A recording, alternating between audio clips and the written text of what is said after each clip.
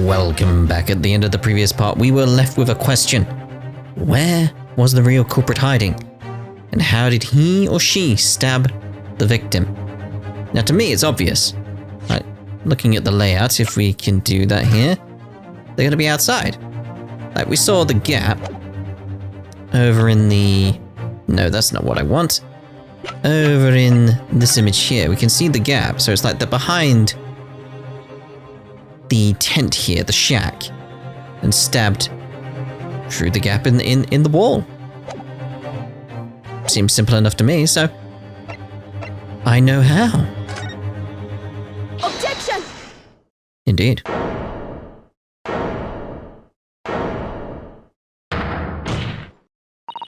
Your Excellency, I respectfully ask you to postpone your adjudication for the time being. Oh?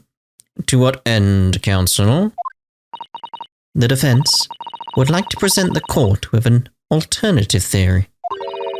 An alternative theory that can explain who the victim was actually trying to implicate with her dying gesture. Objection!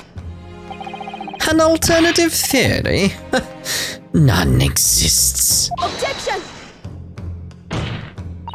There was someone else present at the scene who could have committed this crime. What? And the victim, Miss Brett, tried to reveal who it was to those around her at the time by mustering all her remaining strength and pointing a trembling finger in the killer's direction. This is fiction. Fantasy.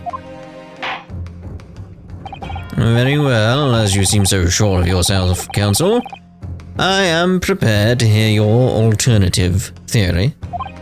So, you, young Ryotaro Naruhodo...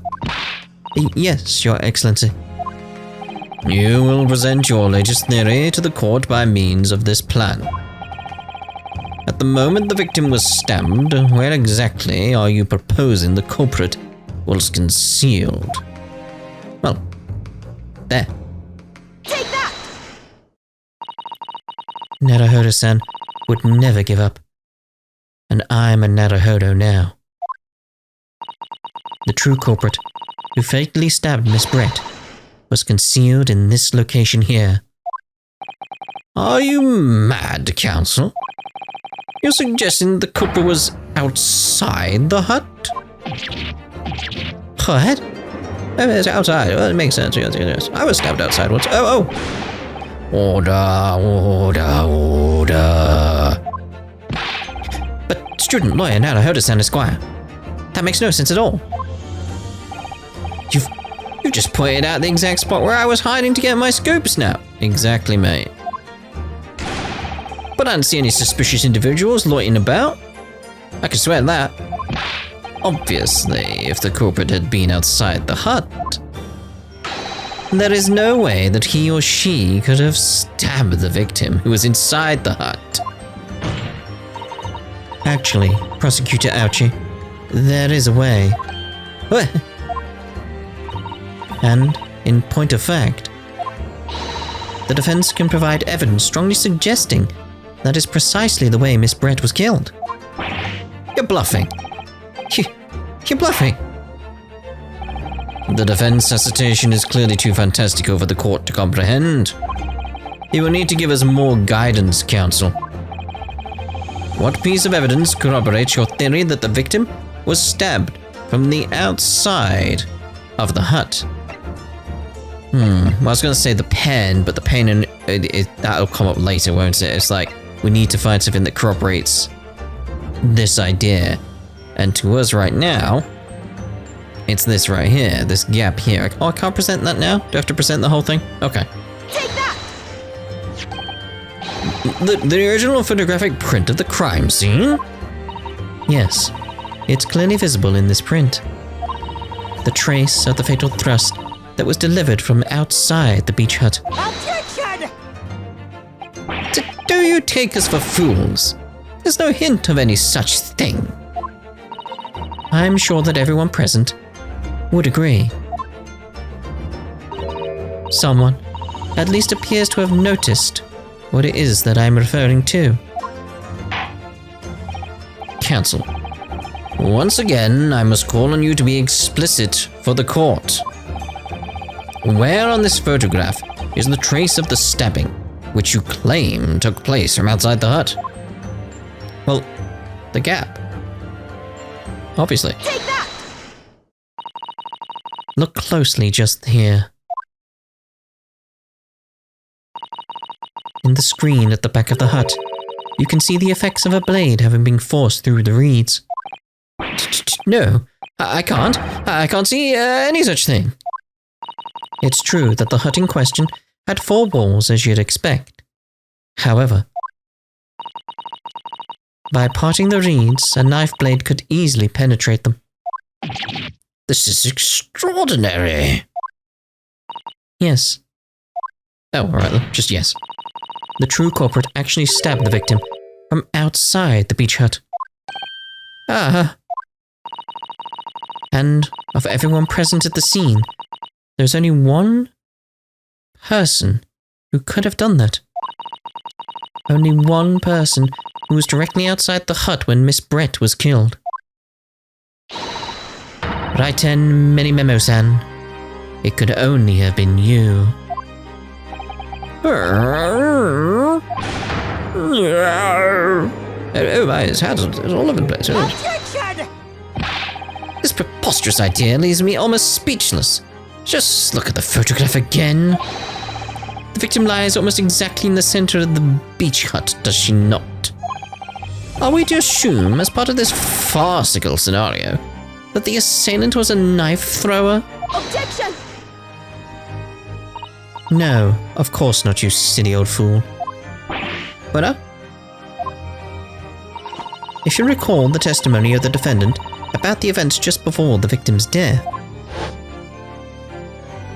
Inside the beach hut, I confronted Miss Brett.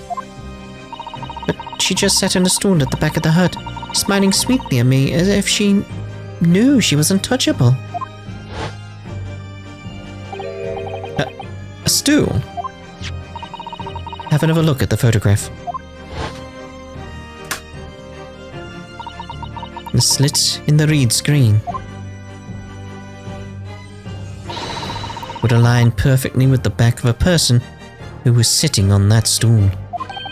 My word, so in fact the victim was killed while sitting on that stool by a stab wound to her back delivered through the reed screen. Having been attacked, Miss Brett rose to her feet instinctively. But then, unable to speak, she collapsed on the floor in the middle of the hut. Before the defendant, Membami-san's appalled eyes. And that, Your Excellency, is the truth of what happened on the beach that day. There's more to it. I mean, where's the poison come into it still? A lot of dots. By your silence, Menimemo-san, I take it that you don't deny the charge. So many dots. This is absurd. Oh, it's a fan. It's got a fan out. That will do. It would appear that we have a tacit admission of guilt from the witness. Accordingly, this court has successfully established the truth of this matter, which means that the defendant, Membami-san, is innocent of the crime. Oh, thank goodness. I finally made him cave. I must say, I've never been more proud. Aw. No, this copy. The Archie clan can't. What of my growth? My growth of hope? It was all an apparition. I can't accept this, I won't. I see no reason for the continuance of this trial. We're not done, because what about the pen and the poison? I will therefore move to conclude proceedings, but... Who holded that?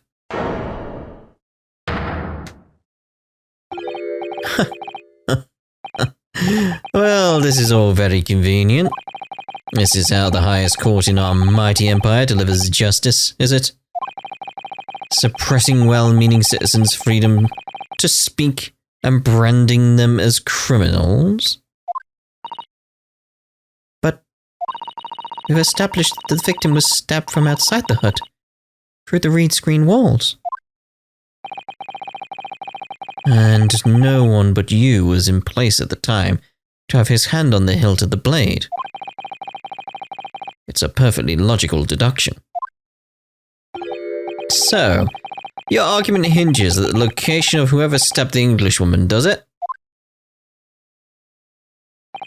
Well, it seems a little irrelevant now. Irrelevant? Where she was stabbed, how she was stabbed. It doesn't matter.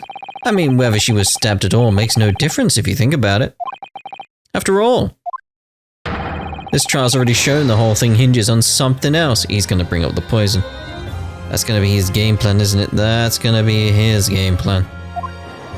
Oh, yeah, it's the poison. The pen, yes, yeah. What are you talking about? Brace yourself, little man. I'm talking about the fact that everything's changed. Because of the dirt you dug up. What? Enough obscurity. Explain yourself, witness. What's to explain? I'm talking about the poison, of course. The poison? Let's ask the professor for a comment on the situation, shall we? I understand that a deadly poison you were developing was stolen from your laboratory, correct? And it's been shown that this poison was administered to the victim, Miss Brett, is that right? That is correct. The unusual constriction of the victim's pupils are a sure sign that this particular poison was used. I see.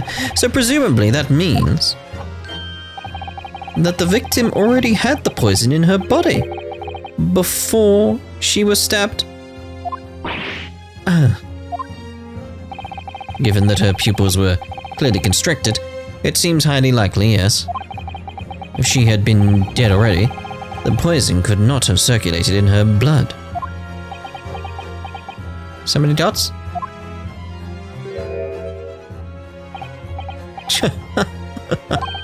How refreshing to hear the argument of a metropolitan mind. Precisely, it matters not a jot who stabbed whom, in whose back, and with whose blade. Because, quite simply, the Englishwoman's life was taken not by the knife, but by the poison. Objection! But that can be explained by the poison being on the blade, as I already... Objection! Forgotten already, have we, yokel? During these very proceedings, the laboratory of the professor at your side assisted in proving that the blade of the weapon used to attack the victim had no trace of poison on it whatsoever. So let me get this down. The facts, as skillfully established by the defense in this trial, turn out to be a headline-making red herring. Is that about right? Well... I mean, even if, like, you didn't do the poison, you still tried to kill her. So, surely you'd still get manslaughter. Something like that, surely. Surely. Order, but where does this leave us? How, in that case, did the poison enter the victim's body? There is an undeniably obvious answer to that. The lady most likely imbibed it. I mean, she drank it. Have another look at the photograph here. As you can see, a bottle of carbonated water and a glass had been knocked onto the sandy floor of the beach hut. The poison could have been slipped into either. It was in the pen. So somebody made Miss Brett drink it. Well, what do you know? Look at those dashing eyes. This will make a great front page shot. Hey, Why, the bewitching stare. After all, I'm the last person you should be looking at. It would make no sense at all that I poisoned the woman, would it? I mean, that's been established already. Hold it! Established? What are you talking about? Don't tell me you've forgotten. That's a little hard to believe, given that the person who established it was you. Me? What on earth does he mean? Oh, let me capture those wide eyes. This is prime press fodder, this is. It would seem that this trial is not destined to end yet after all. I hereby call upon the witness to give further testimony. And that's great, that is. Let me get a shot of that magnificent beard, Your Excellency. You claim it to be impossible that you were the one responsible for administering the poison to the victim. You'll explain to the court in your testimony the basis upon which you make such a claim. And I'm a journo, and I'm a man. I never tried to run or hide from anything in my life. And I'm not about to start now because that's memoism. Yep. For a brief moment, I thought I'd illuminated the truth, but it slipped right back into obscurity again. Just where is this trial going to take us? Indeed. Witness testimony. Complete innocence. Oh yes, I stabbed the Englishwoman. And it's that very fact that proves I'm innocent. Because why would I have bothered to stab the woman if I'd already poisoned her? But that just means you tried to kill her. When I heard the student girl and that pompous English murderer arguing, it got my goat. If the courts weren't going to punish Brett for what she did, someone else would have to see justice done. That was it? So you admit it then? That everything happened as I described? That you are the one who stabbed Miss Brett in the back, through the reed screen? Lord Dots, you can blame this miserable country of ours. A country that bows to the pressure of foreign powers and lets murderers walk free. What kind of future can a country like that have? That's why I did it. I did what our pathetic leaders didn't have the guts to do. Slap bang in the middle of that charming lady's back, I plunged the blade of sweet justice right in there. Well, huh. As someone who spends his life seeing that the truth is told, I feel really awful about giving false information in my testimony before. But as it turns out, there was somebody else who had it in for the victim and got to her before me. That's right. You guessed it. That pretty little student girl. Now there's a woman after my own heart. You're implicating Ray again. She's the one who gave the poison to the Englishwoman and ended her pitiful existence. And suddenly, snap, this journo here is off the hook. The argument is sound, certainly. If the witness had administered the poison himself, he need only have waited for it to take effect. Subsequently stabbing the victim in the back would have been entirely nonsensical, unless it was to frame someone. And therefore, this reporter here had nothing to do with the poisoning. Yes, it's all quite logical. He still tried to kill her. That's right. It is. Logical and true. I'm glad you've all seen the light. Justice at last. This is unbelievable. This is Ace Attorney. And after I'd made such progress in proving his guilt, is he going to get away with it now? No.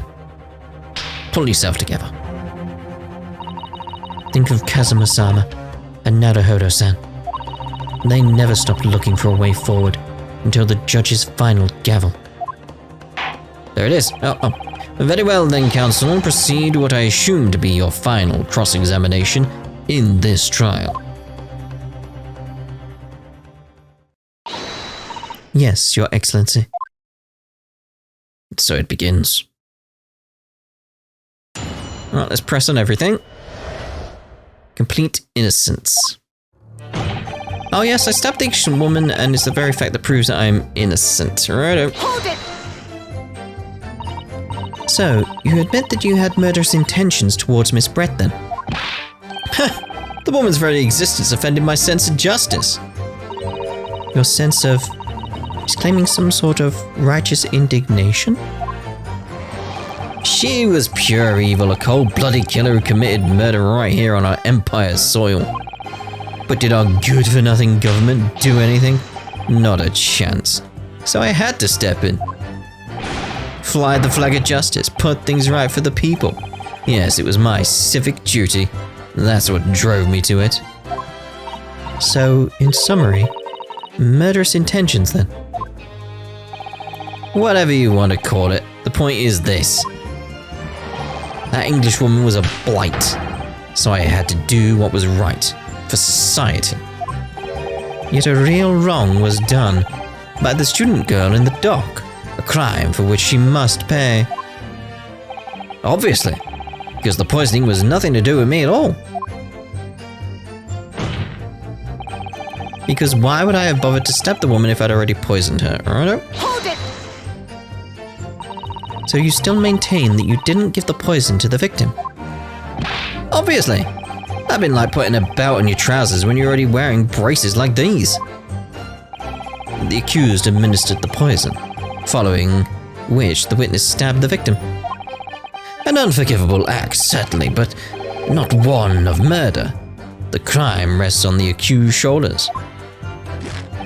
And that is how the law works, you see, yokel. Who knows, you may even learn something here today. 2 consecutive attempts on her life in the space of minutes? What a day for the victim. Do something that evil and you've got it coming. That's how the law works, the law of reckoning. That's not the kind of law this court upholds. You will reiterate why you were compelled to stab the victim then, witness. When I heard the student girl and that pompous English murderer arguing, it got my goat. Hold it! What exactly were they arguing about? About whatever happened in that restaurant 9 months ago, that's what. The student girl was laying into the Englishwoman for killing her beloved mentor, Dr. Wilson. Yes, John H. Wilson, a professor of medicine, invited here from England by Professor Mikotaba, no less. Right, well, the Englishwoman just jeered. Her case was to be heard by the British Consular Court in Shanghai. However, there's little doubt that she would simply have been acquitted and sent back to her homeland a free woman. It was eating that student girl up inside, you could see it. I really felt for her. Hold it? From who? Quit your where? I can't. I can't stand here and listen to this tripe. Ray. Young girl, you stand accused here. You can't just blurt out whenever you feel like it. No, you can't. Look at his face on the right there. Sorry, but I'm in the middle of some very important testimony here. Just keep quiet and listen. But this awful man is making all of this up. Suzuto, please. You have to make them listen. Return to the dock at once, Mimbami-san. We're in the middle of a cross-examination. Hold it! Your Excellency, please, I implore you. That journalist is clearly not a trustworthy witness. Exactly. He's a filthy, rotten, black-hearted, bigoted, dirty, great peeping Tom. Whoa, take it easy there. Please, I really think the court should hear what the defendant has to say. Your Excellency, I see no need whatsoever to entertain the accused's remarks. A lot of dots. I will grant the request of the defense. But Your Excellency. This is likely to be the final cross-examination of these proceedings. As such, I believe it would be ill-advised to stifle the defendant's obvious concerns. So, whilst recognizing that this contravenes regular protocol, I hereby call upon the defendant to speak. Oh, that's nice of him. Oh. Thank you so much, Your Excellency. It was nothing to do with Dr. Wilson. We were discussing the stolen poison. Let's press you on that. Hold it! The stolen poison that killed the victim, you mean? I suspected her of being the one to steal it. I mean, just think about how she killed Dr. Wilson. That's true. Additionally, Miss Brett certainly had knowledge of the new poison. But surely it would have been no easy task to steal a highly secret toxin being developed for the government. Indeed. All visitors to the laboratory are thoroughly searched when they leave. Even if a thief managed to avoid being seen by myself or a colleague, getting the poison out would be very difficult. That's true. I pestered Professor Mikataba until he agreed to show me the poison when I visited his laboratory. But as I left, I was searched from top to tail. It was in the fountain pen. Miss Brett rather bluntly revealed the existence of the toxin we've been developing, you see. And since Saseki-san expressed such an interest in it, I felt unable to refuse. Obviously, I gave nothing away other than the fact that it was an extremely potent substance. I'm very ashamed of myself. It's just that I've had a singularly terrible experience with a deadly poison. I wanted to look my old enemy in the eye. Surely you can understand that. To find out if my suspicions were true, I confronted Miss Brett about the poison. I told her that if there were to be an incident involving it somehow, it wouldn't just be the university. The military would be dragged into it. The whole government even. It would be a complete disaster. And how did Miss Brett respond to your concerns? She just held those beautiful lips of hers and said she didn't know the first thing about it. In English, actually. Ah, yes. Many memos, sir, and one small question, if you don't mind. I do mind. Can't you see I'm busy? Clearly you were outside the beach hut listening in, whilst the defendant and Miss Brett were conversing. Presumably then, it was you who wrote this article about what you'd heard. Oh dear. Exclusive. Deadly poison stolen from Yume Medical Research Laboratory. The story was published in this morning's edition of Shoyu News. The details are too accurate for it to have been written by anyone else. Sorry, don't know what you're talking about. Sweating. Yes. Look at this. The entire article. It's almost what I said to Miss Brett. Word for word. Well, Mini Memo-san. As a journo and as a citizen of a free country, I don't have to reveal my sources. That's a founding principle of Mini Memoism. Father's clearly right about this. That reporter did write that article, and he based it on what he overheard from outside the hut. The details of the poison article have been updated in the court record. So that's what it was all about. You were trying to cover up the fact that you were listening in.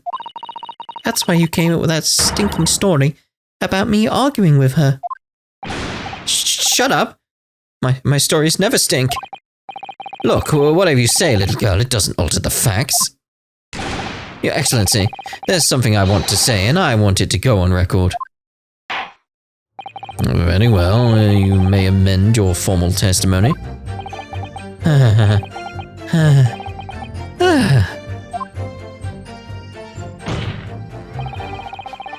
The point is, if you poison someone, there'd be no reason to then go on and stab the person as well. Okay, but I want to have a look at our evidence here, because we got that updated, didn't we? The poison article. Let's have a look at this. Following a lecture at Yume by Sasaki Natsumi on the 11th of August, came to light that a very disturbing incident took place. Deadly poison being secretly developed in the university's forensic science laboratory was stolen. Even the smallest amount. What has been updated here? Because this is just the same. So is it just the actual bit at the top here itself? The article about a poison was stolen from the laboratory. Reporter Memo-san based it on information he gleaned from eavesdropping. Guessing it's that. But I'm thinking this will be a nice place to actually end this part. And the next part, I'm assuming we're going to bring this guy to justice. So we'll see about that in the next part. Ta-da for now.